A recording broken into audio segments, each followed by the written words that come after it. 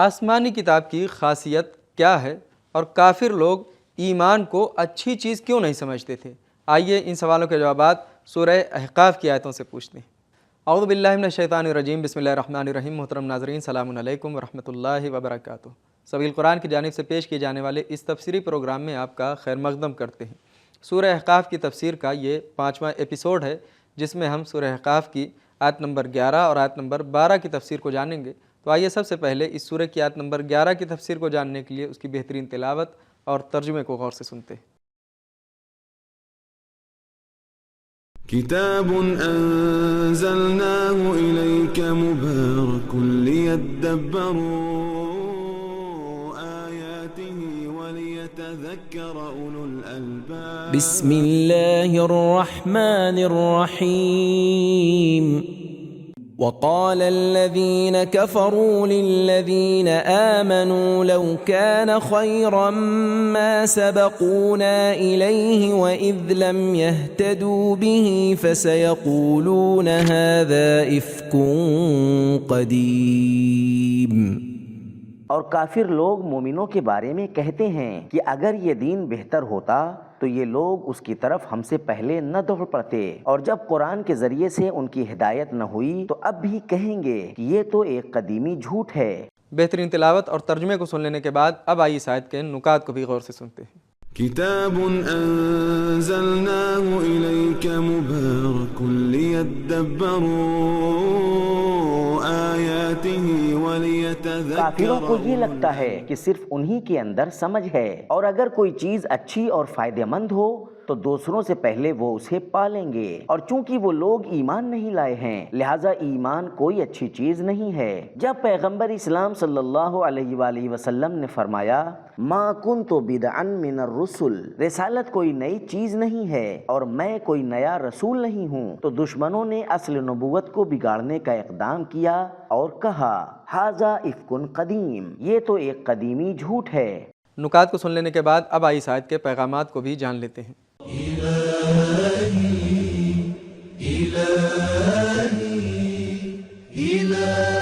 Number 1، کفار اپنے آپ کو مسلمانوں سے زیادہ ہوشیار سمجھتے تھے۔ نمبر 2، اسلام اور مسلمانوں کے خلاف توہین بھری تشہیرات ہمیشہ ہوتی رہی ہیں۔ نمبر 3، قرآن مجید کی ہدایت میں شک نہیں ہے لیکن متکبر اور ہٹ دھرم لوگ اسے نہیں مانتے۔ نمبر 4، دشمن ہمیشہ ایک ہی راستے سے نہیں آتا اور ایک ہی بات اور منطق پیش نہیں کرتا، کبھی کہتا ہے اسلام کی کوئی اہمیت نہیں ہے ورنہ ہم سب سے پہلے ہی اسے قبول کر لیتے، لو کان خیرا ما سبقونا، اور کبھی کہتے ہیں یہ تو صرف جھوٹی باتیں ہیں، فسیقولون ھذا افک قدیم۔ نمبر 5، کبھی کبھی تربیت کرنے والے کو چاہیے کہ جن لوگوں کی تربیت کر رہا ہے انہیں متعدد طرح کے دعووں، رجحانات اور بیہودہ باتوں سے آشنا کر کے اور ان کا جواب دے کر محفوظ رکھے۔ نمبر 6، مخالفین اس درجہ ہٹ دھرم ہیں کہ قرآن کے مضامین کو جھوٹ سمجھتے ہیں اور اسے پرانے زمانے کی بات کہتے ہیں۔ نمبر 7،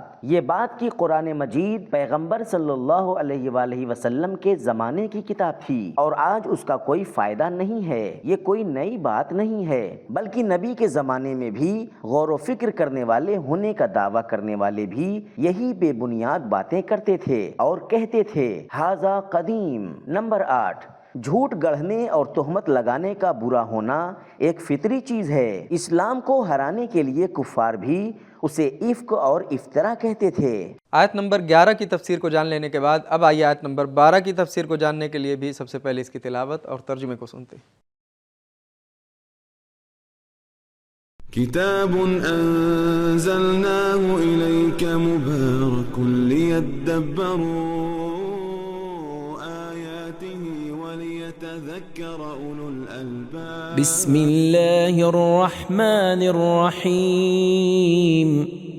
ومن قبله كتاب موسى إماما ورحمة وهذا كتاب مصدق لسانا عربيا لينذر الذين ظلموا وبشرى للمحسنين۔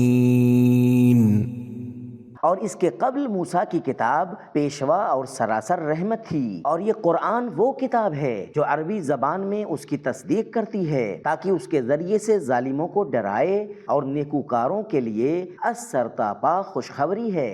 تلاوت اور ترجمے کو سن لینے کے بعد اب آئیے آیت نمبر 12 کے نکات کو بھی غور سے سن لیتے ہیں۔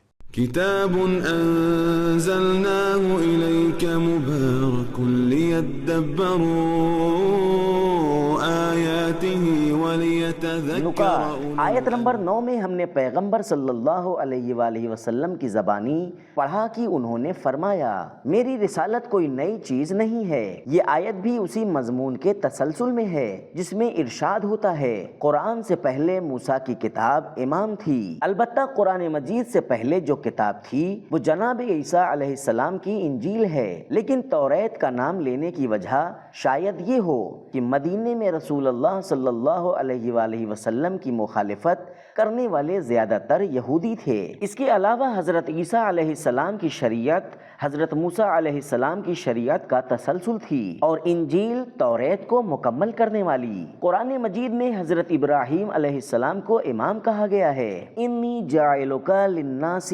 اماما، سورہ بقرہ آیت نمبر 124۔ حضرت موسیٰ علیہ السلام کی کتاب کو بھی امام کہا گیا ہے، کتاب موسیٰ اماما و رحمہ، اور پیغمبر اسلام صلی اللہ علیہ وآلہ وسلم کی سیرت اور طریقے کو نمونہ بتایا گیا ہے۔ لقد کان لکم فی رسول اللہ اسوۃ حسنہ، سورہ احزاب آیت نمبر 21۔ مومنین بھی اللہ سے اہل تقوی کی رہبری مانگتے ہیں۔ وجعلنا للمتقین اماما، سورہ فرقان آیت نمبر 74۔ آیت نمبر 9 میں پیغمبر صلی اللہ علیہ وآلہ وسلم کو نذیر کہا گیا، اور اس آیت میں قرآن کو نذیر کہا جا رہا ہے، لینذر الذین، جس طرح اللہ نے پیغمبر صلی اللہ علیہ وآلہ وسلم کو بشیر کہا ہے، رسلا مبشرین و منذرین، سورہ نساء آیت نمبر 165۔ اس آیت میں قرآن کو بھی بشیر کہا گیا ہے، بشرا للمحسنین۔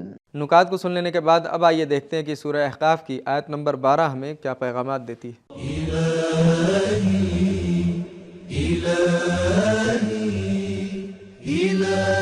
پیغام نمبر 1، آسمانی کتابوں کو بھیجنا اللہ کی سنت ہے۔ نمبر 2، لوگوں کو رہبر اور نمونے کی ضرورت ہے، اور آسمانی کتابیں جو اللہ کی رحمت کا جلوہ ہیں لوگوں کے لیے امام ہیں۔ نمبر 3، بادشاہوں کی حکومت میں معمولاً گمراہی اور غلبہ پایا جاتا ہے، لیکن اس کے برخلاف دینی امامت ہدایت اور رحمت سے ملی ہوئی ہے۔ نمبر 4، موجودہ لوگوں کی حوصلہ افزائی کے وقت پہلے والوں کو فراموش نہ کریں۔ نمبر 5، آسمانی کتابوں کے درمیان ہم آہنگی کا پایا جانا اس کی حقانیت کی دلیل ہے۔ نمبر 6، قرآن مجید کا گزشتہ آسمانی کتابوں کی تصدیق کرنے کی وجہ سے ان پر بڑا حق ہے۔ نمبر 7، آسمانی کتاب ظالموں کے لیے خبردار اور نیک لوگوں کے لیے خوشخبری ہے۔ نمبر 8، آسمانی کتاب کو قبول کرنا نیکی ہے اور اس کا انکار کرنا خود پر ظلم ہے۔ تو محترم ناظرین، ہم نے سورہ احقاف کی آیت نمبر 12 تک کی تفسیر کو جان لیا اور ساتھ ہی اپنے سوالوں کے جوابات بھی جان لیے۔ تو ہمارے پہلے سوال کا جواب یہ تھا